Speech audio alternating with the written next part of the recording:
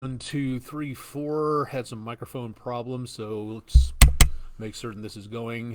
It looks like it is. All the tin foil is connected where it needs to be, so that's it, and that's all.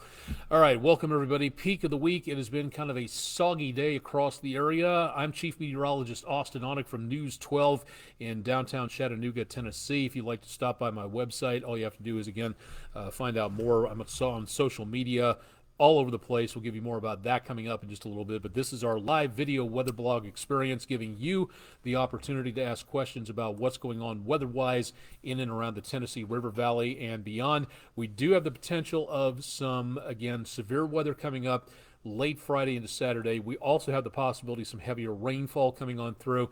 We also see the potential of some heavier amounts, well, not heavy, but some warmer conditions out there as we go into the next couple of days as a warm front moves through the area. So we'll be getting, again, some very mild conditions here as we go into the first few days of spring. It is definitely going to be feeling like that. Apologies, again, we're getting a bit of a lag time alert here, so we're not seeing a great amount of maybe some stutter step in the video, and the video quality won't be quite as high.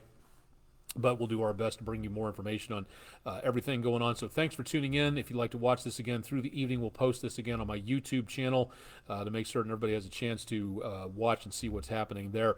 Currently, again, it's decently quiet, but we are going to be seeing the potential for some fog in and around the area. The view from the News 12 studios at this time, sorry about the reflection there, but again, looking at Lookout Mountain off in the distance, you can see some of the lights out there and very hazy down toward the surface as we get some decent amounts of fog to be forming. Plenty of moisture out there, and we'll continue again to see the possibility of some of that dense fog into the overnight hours. As I record this, video this, really dating myself saying tape, just past 9 o'clock p.m. Eastern. Temperatures very much on the mild side, back in the mid-50s. Humidity's on the high side, as you would expect with all that rainfall out there.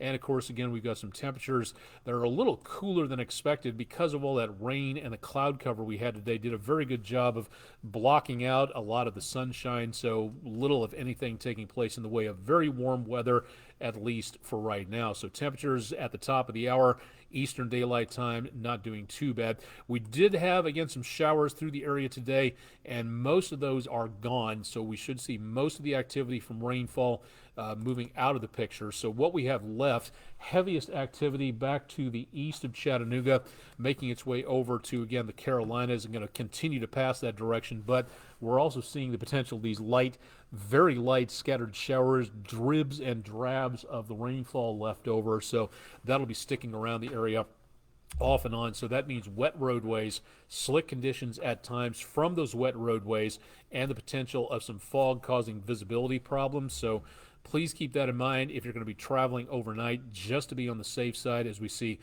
more of that activity out there. But that should, again, do it for most of the area when it comes to major amounts of problems on that. We'll talk more about the forecast on the 7-day coming up in just a little bit. Heading into tomorrow morning, checking the forecast overnight, clouds here and there, and that warm front is going to be making its way through, passing to the north, giving us some very mild conditions across the area. So no freeze warning tonight. That's something. We had that for about a week with that very cold air in place. So it looks like any killing frost, if we get to some colder temperatures, is about a week off or so. Again, more on that in the 7-day forecast in just a little bit. Bus stop time tomorrow, brisk 40s, upper 40s and lower 50s. Rest of the afternoon will be pushing 80 degrees across a good portion of the area. With enough sunshine, I think a lot of areas could make their way into the lower 80s. Whether or not we break any records or not, that's going to be kind of iffy out there, so we'll kind of wait and see on that. For Thursday night into Friday morning, very early, we'll see the clouds on the increase and not too much going on early on Friday for anything involving rainfall. So starting off on a dry note, yes, clouds and very much on the mild side as we see temperatures again back in about the mid-50s to the lower 60s with that southerly wind coming on through, very much on the mild side there. Now, going ahead through midday and about early afternoon, that's where we start to see more potential of problems back off to the west of us, where we see that possibility of thunderstorms developing late on Friday evening, which means that by the time the storms get here, late Friday night, early Saturday morning, that's where we may see our next potential of severe weather coming on through. So what are we talking about when it comes to severe weather? Nothing for tonight. There is going to be a possibility way up into the upper Mississippi, the Great Lakes, and around the Wabash, Ohio River Valley. That'll be north of there where we see that potential for anything involving thunderstorms or anything else at this point in time. So looking good on that count. But we go a little farther into around Thursday afternoon. Then we start to see again the potential of a severe threat way back from the west of us into the mid-plain states, the southern plains, Oklahoma, Texas, around the Oklahoma area, and just west of that, a slight risk of severe weather. Then we go forward about another 24 hours, and we start to see that potential grow and get a little bit closer to us. So by the time we hit Friday afternoon and evening, the main target zone, the danger avocado, as a meteorologist friend of mine coined several years ago, from south of Memphis down to New Orleans, an enhanced risk, the main target zone, the worst of the worst, will be in this area coming up on Friday afternoon and evening. With the daytime heating, we'll be energizing the atmosphere, and we'll see more opportunities for activity here. So what does that mean for us? It means we don't see as high a threat into the area for what we're looking at here, but we still see a severe weather threat, including, again, a slight risk of severe weather. That's the highest threat from roughly Chattanooga westward across Alabama and middle Tennessee. So we could see, again, the possibility of stronger storms coming on through late in the evening, starting off here early during the day and then spreading to the west as we get, or spreading from west to east as we go into the earlier portion of Friday evening. That's what we're really going to have to watch out for to see if that potential holds the next few days into around Friday night and Saturday morning. If you have plans for outdoors Friday night, I would keep a very close eye on this forecast, because anything that forms ahead of this line is going to be where the more powerful storms pop up, and that's what we need to watch out for there more than anything else as we get into the next couple of days. Main threat for right now, according to the Storm Prediction Center, which issues these outlooks, seems to be damaging winds and a non-zero threat of tornadoes. It's not great, but it's not zero either. So again, something to think about there. Jeff Peterson, Dunlap, thank you very much for the rain report. 2.79 since midnight. Getting some decent amounts of rainfall out there. Thank you very much for that rain report. Brian Chuck, thank you for joining us for this evening. Speaking of rainfall, let's take a look and see what we're seeing in the way of precipitation warnings. Again, for today and tonight, not much going on. As we go into around Thursday to early Friday, the potential, this are about the same colors you saw on the other map. This is for flash flooding purposes. This coming from the Weather Prediction Center.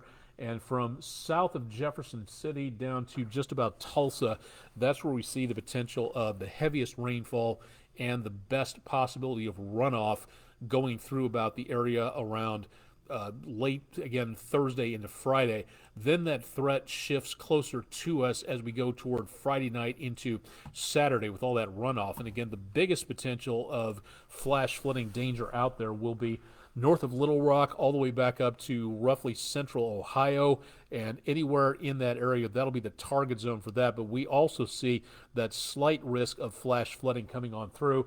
Not as high as back here, but this is, again, a bit of a problem. And if we get any good damaging winds out there, if the soil is already saturated and we have tons of water out there, any trees or, say, power lines, poles, anything like that, it's going to be very easy for damaging thunderstorm winds to push those trees and poles over, because the ground is so saturated it doesn't have enough grip on those lines and those tree roots. So it's a good possibility that if we get enough winds coming through there with heavy rainfall, we might see the potential of, again, some damage out from winds, something to watch out for. So now's the time to make certain you get all that put into motion.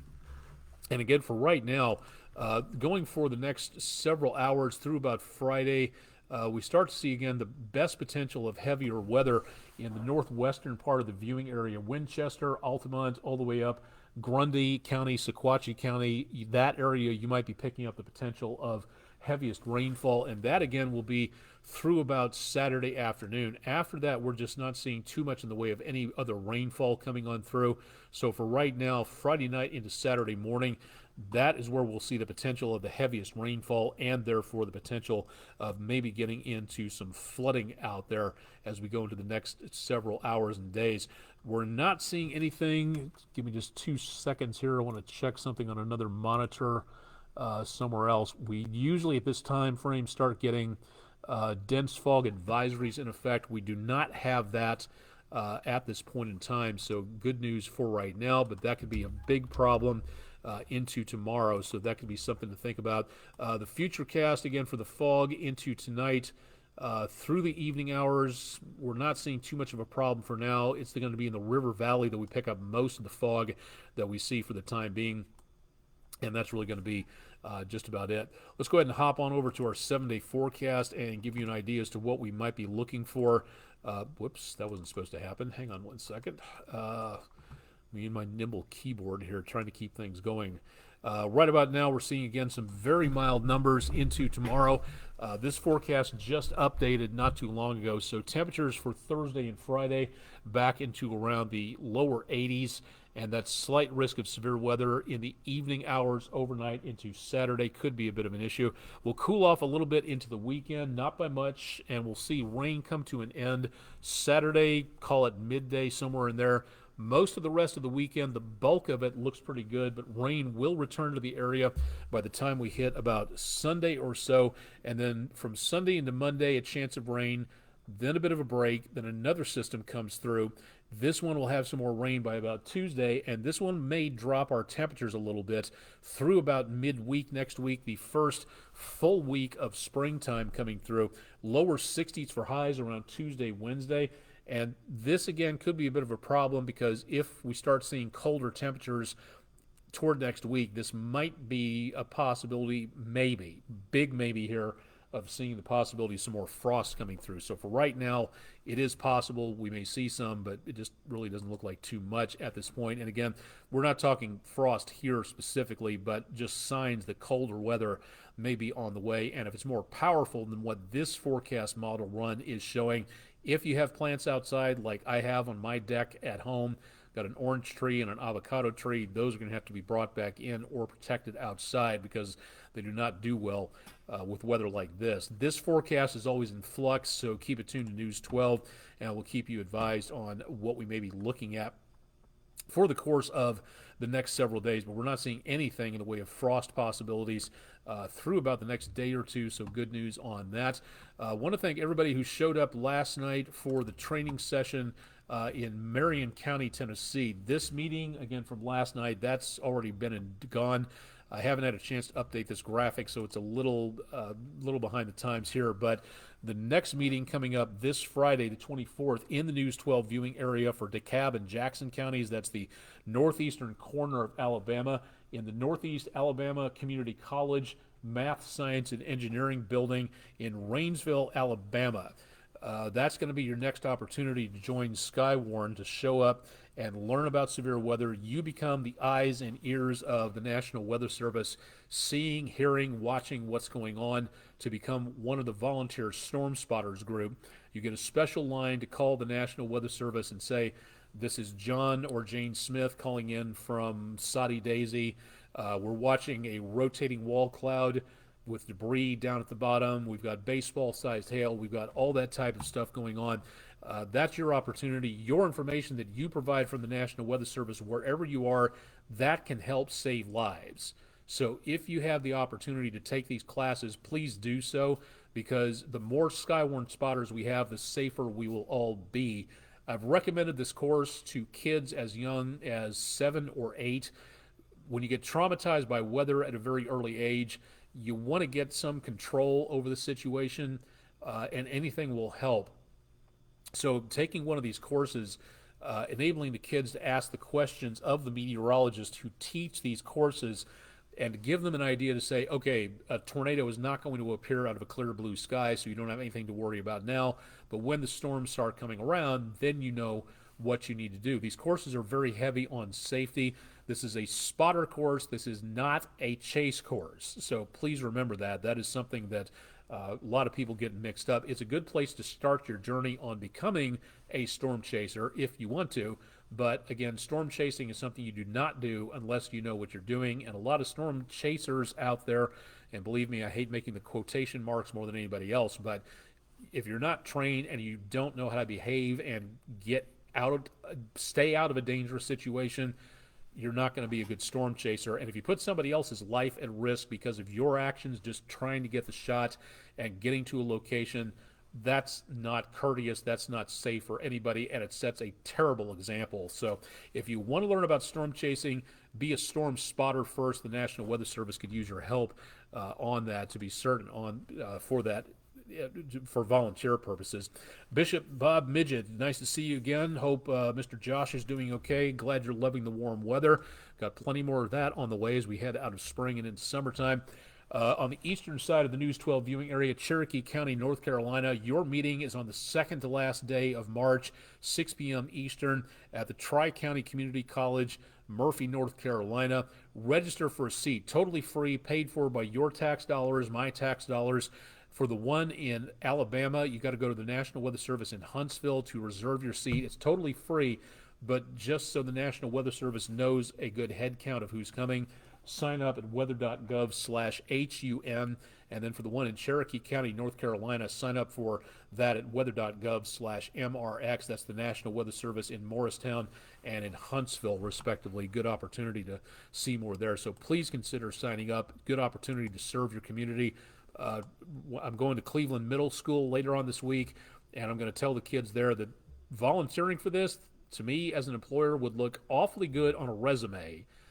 Show that you took time out of your schedule, not for money, but to help your community. So again, just something to think about there as for right now. So just something safe. Also, want to mention this as well, that if you are going to be doing anything with severe weather, now when nothing is going on, that is the best time to get ready for the potential of severe weather. And it looks like my severe weather warning graphic, radio graphic, has disappeared. Oh, wait a minute, right there in front of me. There we go.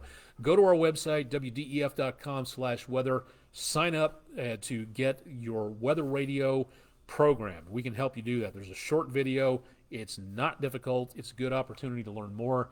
And again, go find out more at wdef.com/weather.